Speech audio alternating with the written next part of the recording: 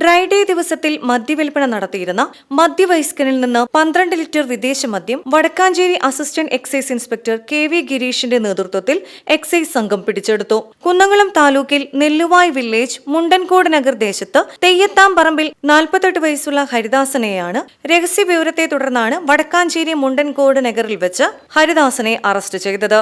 Assistant excise ഇൻസ്പെക്ടർമാരായ Binu MK, Krishnakumar PP, KV Shaji, preventive officer grade Ratheesh, civil excise officer Ajeesh, Saneesh, Anil, civil excise officer Noorja എന്നിവർ സംഘത്തിലുണ്ടായിരുന്നു. VCV news, Vadakkanchery.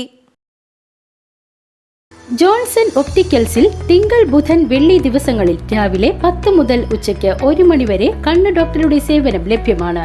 Driving ലൈസൻസിനുള്ള സർട്ടിഫിക്കറ്റുകളും എല്ലാ branded ഫ്രെയിമുകളും ഇവിടെ ലഭ്യമാണ്. കൂടാതെ ഡോക്ടർമാർ നിർദ്ദേശിക്കുന്ന എല്ലാത്തരം കണ്ണടകളും ജോൺസൺ ഒപ്റ്റിക്കൽസിൽ നിന്നും ലഭിക്കുന്നു.